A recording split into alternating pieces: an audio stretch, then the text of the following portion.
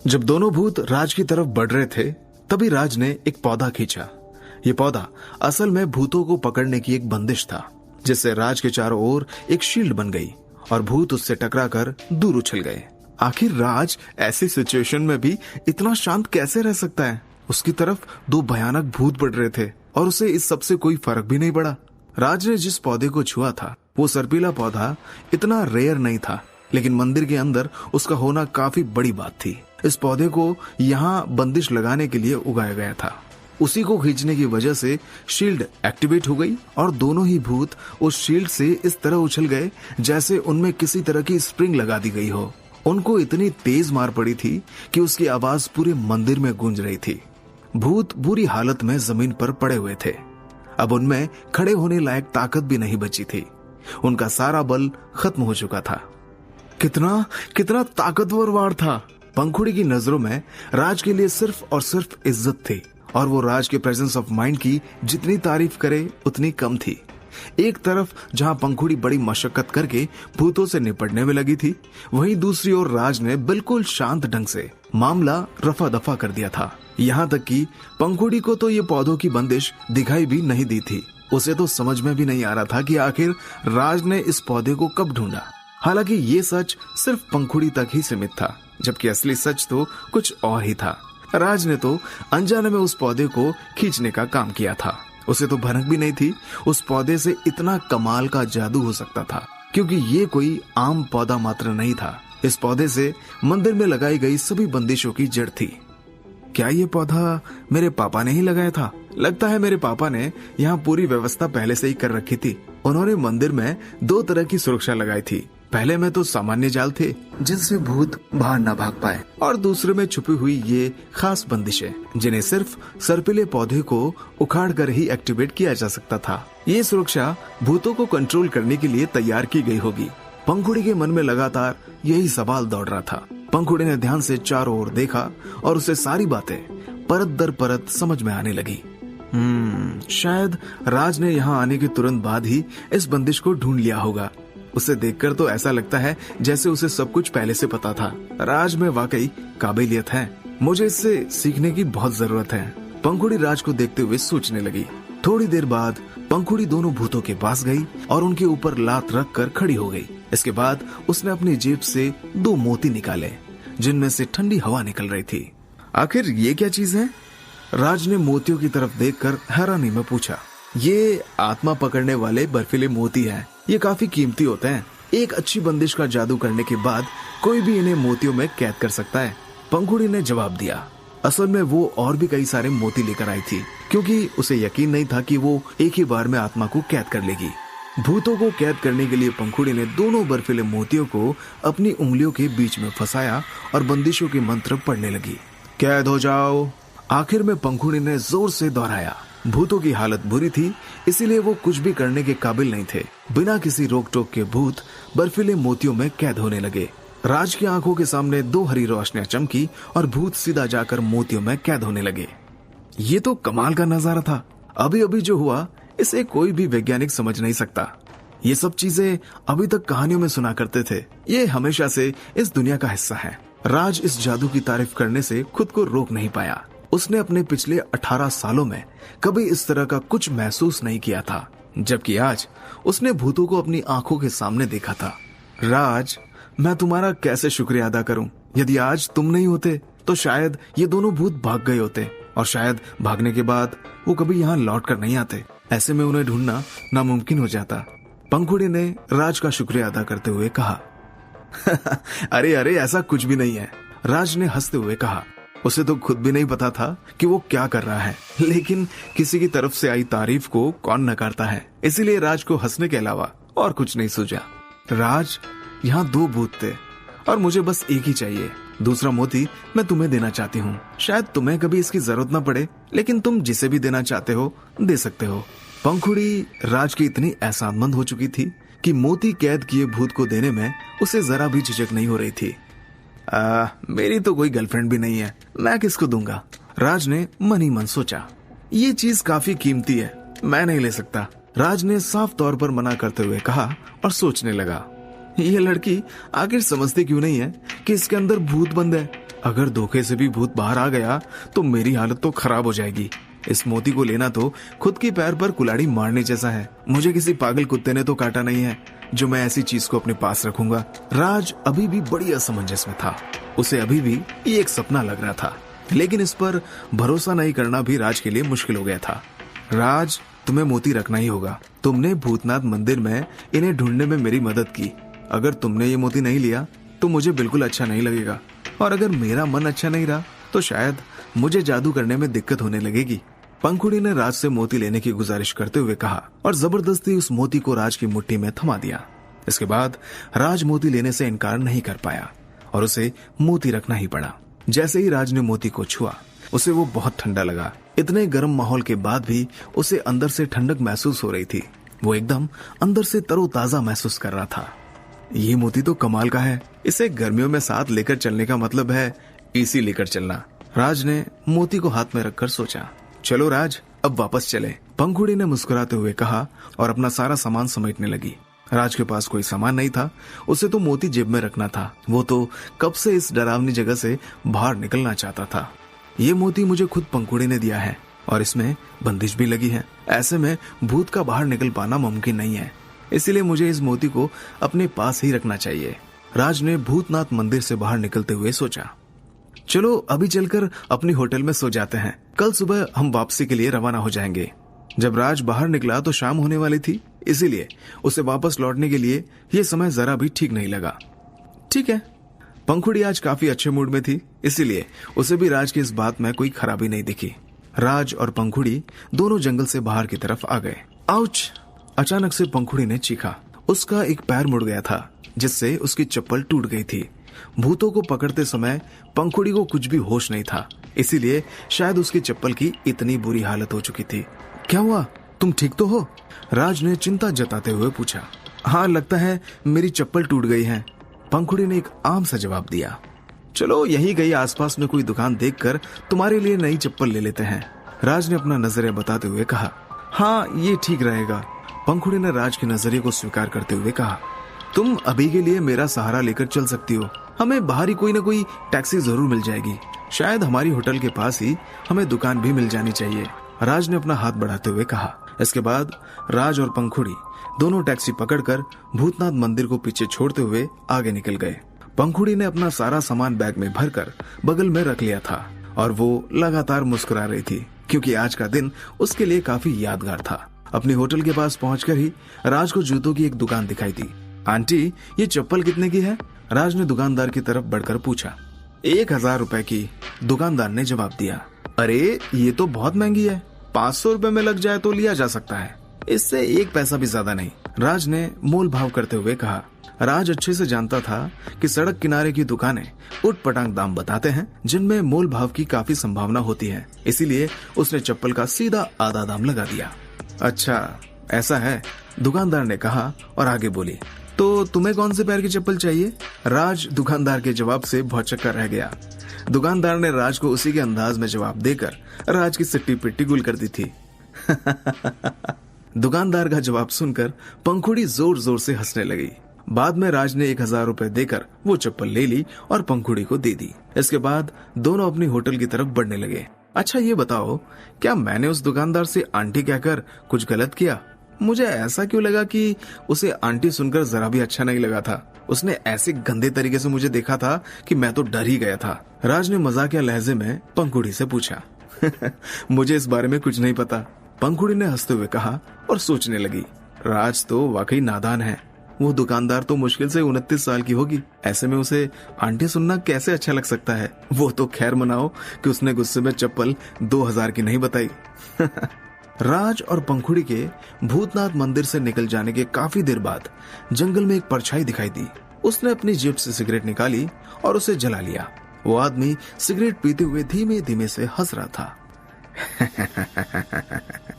ये और कोई नहीं, खुद कलंदर था। वो राज और पंखुड़ी के भूतनाथ मंदिर के अंदर जाते ही वहां आ गया था और उनके वहां से जाने तक पेड़ों के पीछे छुपकर सब कुछ देखता रहा। राज और पंखुड़ी को भूतनाथ मंदिर से लौटने में काफी समय लग गया, लेकिन इसके बाद भी कलंदर अपनी जगह से हिला नहीं। उसने अपनी आंखों से पंखुड़ी और राज को भूतों को कैद करके ले जाते हुए देखा, लेकिन वो कुछ भी नहीं कर सकता था। उसके पास जबरदस्ती वो मोती छीनने का मौका था, लेकिन उसने ऐसा नहीं किया क्योंकि पंखुड़ी की ताकत फिलहाल उससे भी ज्यादा थी। पहाड़ी महारथी छोड़ने और काले जादू की तरफ बढ़ने से कलंदर लगातार अपनी शक्तियों को खोता जा रहा था। अपनी शक्तियों को बरकरार रखने के लिए उसे भूतों और बाकी चीजों की सख्त जरूरत थी, लेकिन अभी के लिए वो किसी से भी सीधी लड़ाई नहीं कर सकता था, खास तौर पर उससे जिसके पास पहले से ही कैद किए हुए भूत हो। ऐसे में कलंदर की हार निश्चित थी और फिर शायद वो दोबारा अपनी मकसद में कभी कामयाब नहीं हो पाता। तुम दोनों से तो मैं जल्द ही दोबारा निपट लूंगा। अगर तुम्हें लग रहा है कि तुम मुझसे बचकर निकल जाओगे तो बस ये तुम्हारी गलतफहमी है। तुम दोनों यहाँ से जिंदा बचकर नहीं जा सकते। कलंदर ने अपने दांत पीसते हुए कहा और जोर जोर से हंसने लगा। आखिर कलंदर के दिमाग में क्या चल रहा था? क्या राज और पंखुड़ी के ऊपर कोई नया खतरा मंडरा रहा था? क्या कैद भूतों के मोतियों के कारण राज और पंखुड़ी की जान को जोखिम बढ़ चुका था?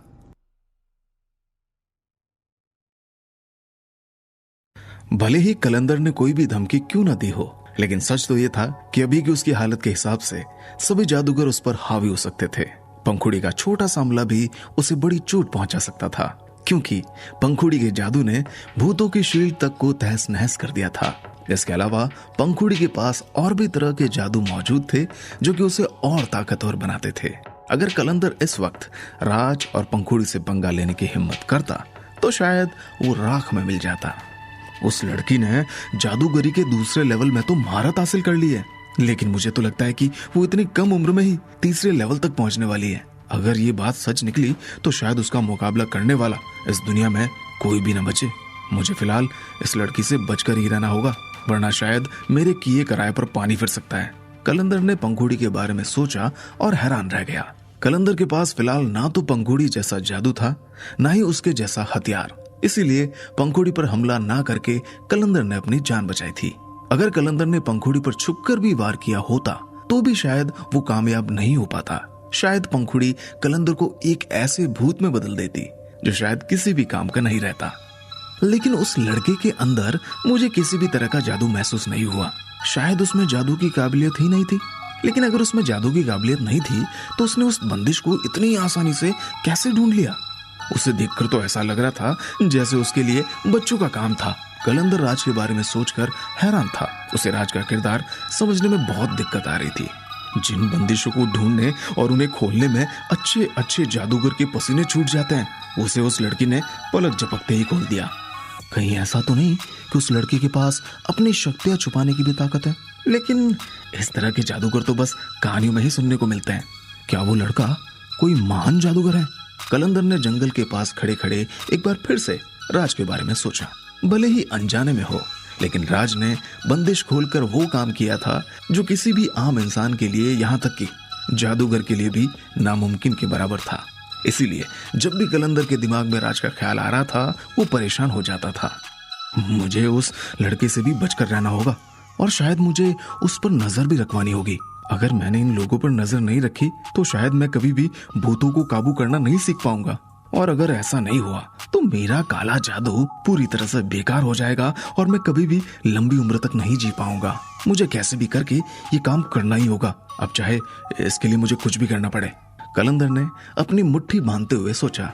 कलंदर ने अपनी आधी जिंदगी सिर्फ भूतनाथ मंदिर और भूतों के रहस्यों को जानने में लगाई थी। वो इतने लंबे अरसे से अपने जादू को दोबारा ताकतवर बनाने का इंतजार कर रहा था, जितने में एक आम इंसान उम्मीद हार जाता है। लेकिन कलंदर अपनी जिद पर अड़ा हुआ था। उसने ये रास्ता हार मानने के लिए नहीं, बल्कि दुनिया पर राज करने के लिए चुना था। इसीलिए अब उसके पास पीछे हटने का कोई ऑप्शन नहीं था। आज भी कलंदर अपने सीने पर एक बड़ा भार लेकर घूम रहा था, एक भार जो उसे हर पल अपनी नाकामियों की याद दिलाता था। कलंदर ने अपने सीने को छुआ और आसमान की तरफ देखने लगा। जब उन लोगों को भूत मिल गया था तो उन्होंने मेरे लिए एक भूत क्यों नहीं छोड़ा? मैंने अपने भूत के ताकतवर होने का कितने सालों तक इंतजार किया था। उन लोगों को मेरा भूत ले जाने का कोई हक नहीं। कलंदर ने जोर से चीखा। भूतनाथ मंदिर में कैद एक भूत को खुद पंखुड़ी के पापा ने वहां छोड़ा था, लेकिन दूसरा भूत खुद कलंदर वहां छोड़कर आया था ताकि वो ताकतवर बन सके। लेकिन कलंदर की सालों की मेहनत पर पंखुड़ी और राज ने पानी फेर दिया था। लेकिन ऐसा क्या था जिसके कारण कलंदर ने पहले जाकर अपने भूत को मंदिर से नहीं उठाया? ऐसा नहीं था कि कलंदर ने कोशिश नहीं की। उसने कई बार भूतनाथ मंदिर में जाने और अपने भूत को वापस लाने की कोशिश की, लेकिन वो कभी कामयाब नहीं हो पाया, क्योंकि कलंदर कभी भी भूतनाथ मंदिर की सुरक्षा को पार नहीं कर पाया। भूतनाथ मंदिर की सुरक्षा का तोड़ दुनिया में बहुत ही कम लोगों के पास था और बदकिस्मती से कलंदर उनमें से एक था। राज ने जिस बंदिश को खोला था, उसके अलावा भूतनाथ मंदिर में 5 बंदिशें और भी थी। कलंदर चाहकर भी इन बंदिशों को खोल नहीं सकता था। भूतनाथ मंदिर पर पंखुड़ी के पापा और उनके वंश का पुराना अधिकार था और उनके वंश का कोई भी व्यक्ति बड़ी आसानी से भूतनाथ मंदिर के अंदर जा सकता था और जब तक वहां बंदिशें मौजूद थी, वहां किसी और का जाना नामुमकिन था। पंखुड़ी का वंश और उसका भ्रामक कबीला सालों से भूतनाथ मंदिर की रक्षा कर रहा था। इस कारण भूतनाथ मंदिर अभी तक अपने अस्तित्व को बरकरार रख पाया था। भूतनाथ मंदिर के अंदर भूतों को भेजा जा सकता था, लेकिन उसमें से भूतों को निकालने के लिए सिर्फ पंखुड़ी का वंश ही आगे जा सकता था। मुझे उस भ्रामक वंश और उसके कबीले से नफरत है। उन्होंने मेरी जिंदगी भर की मेहनत को एक पल में बर्बाद कर दिया। मैं हर हाल में उनसे बदला लेकर रहूंगा, लेकिन मुझे बहुत सोच समझ कर कदम रखने होंगे, वरना जल्दबाजी में शायद अपनी जान से भी हाथ धो सकता हूँ। कलंदर ने गुस्से में दांत पीसते हुए कहा। जब कलंदर ने भूत को मंदिर के अंदर भेजा था तो उसे लगता था कि उसने बंदिश को तोड़ दिया है, इसलिए उसे लगता था कि अब तो सफलता उसके कदमों के नीचे थी और वो भूतों के ताकतवर होने का इंतजार करने लगा था। लेकिन अंततः कुछ भी कलंदर के हिस्से में नहीं आया था। कलंदर ने जब भी भूतनाथ मंदिर के अंदर जाने की कोशिश की, वहाँ की सुरक्षा ने उसे नाको चने चबाने पर मजबूर कर दिया। अब मुझे समझ आ गया है, ये सब कुछ इस लड़की के लिए ही सुरक्षित रखा गया था। इसके पिता ने इतने सालों तक इसके बड़े होने का इंतजार किया और इसे सब कुछ बना बनाया मिल गया। आखिर कोई किसी को इतनी आसानी से बेशकीमती चीजें कैसे दे सकता है? इतनी सारी सुरक्षा जिससे निकलना किसी के लिए भी नामुमकिन हो, उससे ये लड़की ऐसे निकल गई जैसे इसके लिए कोई बच्चों का खेल हो। ये तो साफ साफ नाइंसाफी है। जादू का ऐसा इस्तेमाल तो जादूगरों के लिए शर्म की बात है। कलंदर का गुस्सा धीरे धीरे बढ़ता जा रहा था। कलंदर को तो यहाँ तक लगता था कि पंखुड़ी के पिता ने उसका इस्तेमाल किया था, क्योंकि पंखुड़ी की काबिलियत बाकी जादूगरों से हटकर थी। इतने समय के इंतजार के बाद कलंदर की आंखों में अब बस ताकत की लालच बची थी। मैं उसे इतनी आसानी से नहीं जाने दे सकता। कम से कम मुझे अपने भूत को तो वापस लाना ही होगा, चाहे मुझे अपनी जिंदगी दांव पर क्यों न लगानी पड़े। मैं उसे लाकर ही रहूंगा। कलंदर ने धीमे से बड़बड़ाया और जंगल से आगे बढ़ने लगा। अगर कलंदर के हाथ में भूत लग जाता तो शायद वो बड़ी आसानी से तीसरे लेवल का जादूगर बन सकता था, जिससे उसके सालों की मेहनत रंग लाती। कलंदर इस ताकत के लिए किसी भी हद तक गिरने के लिए और कुछ भी करने के लिए तैयार बैठा था। कलंदर ने एक बार मुड़कर भूतनाथ मंदिर की गुफा को देखा और वहां से चला गया। वहीं पंखुड़ी को अभी तक मालूम भी नहीं था कि उसके पापा ने भूतनाथ मंदिर में उसकी मदद के लिए कितना कुछ तैयार कर रखा था। एक पिता अपनी बेटी के लिए जितना भी कर सकता था, पंखुड़ी के पिता ने उसके लिए उससे भी कहीं ज्यादा किया था। पंखुड़ी के दिमाग में शायद ऐसा ख्याल भी नहीं आ रहा था और वो बड़े आराम से अपने कमरे में सो रही थी। अगली सुबह राज की नींद करीब 8 बजे खुली। पंखुड़ी राज से पहले उठ चुकी थी। तुम कितनी देर से जाग रही हो? राज ने बिस्तर से निकलकर पूछा। बस थोड़ी देर हुई है, मैंने सिर्फ अपने जादू की प्रैक्टिस की है। क्या अब हमें वापस चलना चाहिए? पंखुड़ी ने जवाब देकर कहा। हाँ, पहले थोड़ा कुछ नाश्ता कर लें, इसके बाद हम निकल चलेंगे। राज ने अपने पेट पर हाथ फेरते हुए कहा। राज और पंखुड़ी के होटल के बाहर एक आदमी खड़ा था। उसका ध्यान पूरी तरह से राज और पंखुड़ी के कमरों की तरफ था। उस आदमी ने अपना फोन बाहर निकाला और किसी को फोन लगाया। पापा, मुझे लगता है कि उसने कर दिखाया। उसे भूतनाथ मंदिर में भूत मिल गया और शायद उसने भूत को कैद भी कर लिया। मुझे लगता है कल या परसों तक वो अपने घर वापस लौट जाएगी। उस आदमी ने किसी से बात करते हुए कहा। इस आदमी के बात करने का लहजा बहुत ही आलस भरा था। उसने इतनी सी बात को बोलने में इतना समय लगाया जैसे बोलते बोलते सोने वाला हो। ये तो कमाल की खबर है। इस लड़की ने वाकई नाक में दम कर रखा है। क्या रास्ते में उसके साथ कुछ अजीब हुआ? फोन की दूसरी तरफ से किसी आदमी की आवाज आई। नहीं, सब कुछ वैसा ही हुआ जैसा हमने सोचा था, उस आदमी ने जवाब दिया। बहुत बढ़िया, लड़की पर नजर रखो और जैसे ही वो कबीले के लिए निकले मुझे खबर करो। भूतनाथ मंदिर में जाकर सारी बंदिशों को नष्ट कर दो ताकि किसी को भी कोई नुकसान ना हो। तुम्हें इतनी तकलीफ देने के लिए मुझे माफ करना जिष्णु बेटा। फोन की दूसरी तरफ से काफी घबराहट भरी आवाज आई, कोई बात नहीं, ये सब कुछ चलता रहता है, आप मुझ पर भरोसा कर सकते हैं, जिष्णु ने हंसते हुए कहा और फोन रख दिया। यूं तो जिष्णु ने दो बातें ऐसी देखी थी जिसकी उसे उम्मीद नहीं थी। उनमें से एक तो था कलंदर और दूसरा राज। कलंदर को देखकर मुझे काफी अच्छा लगा, क्योंकि वो अपनी जगह से हिला भी नहीं, क्योंकि वो अगर कुछ भी हरकत करने की कोशिश करता तो मैं उसे मौत के हवाले कर देता। जिष्णु ने कलंदर के बारे में सोचा और हंसने लगा। लेकिन ये राज नाम का लड़का बहुत सिरदर्द है, इसका तो कुछ करना ही होगा। अगर पापा को पता चला कि ये लड़की पूरे समय इस लड़के के साथ घूम रही थी तो शायद उनका गुस्सा और भी बढ़ सकता है। लेकिन उनका आदेश मिलने तक मुझे चुप ही रहना होगा।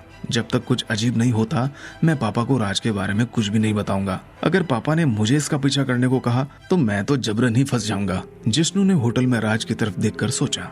जिष्णु एक बहुत ही काबिल जादूगर था। उसने अपने अंदर की ऊर्जा को काबू में करना सीख लिया था, इसीलिए उसे ज्यादा सांस भी नहीं लेनी पड़ती थी। उसकी इस टेक्निक का नाम था कछुआ सांस। जिष्णु हर काम को पूरे आलस के साथ करने में विश्वास रखता था। लेकिन आखिर जिष्णु किसके आदेश का पालन कर रहा था? क्या पंखुड़ी के किए कराए पर पानी फिरने वाला था? क्या उसके हाथ से भूत छीनने के लिए कोई पहले से तैयार बैठा था? आखिर वो कौन था जिससे विष्णु फोन पर बात कर रहा था? क्या कलंदर राज से अपने भूत को वापस छीनने के लिए कोई नया जाल बिछाने वाला है, या जिष्णु ही राज का काम तमाम करने का मन बना सकता है?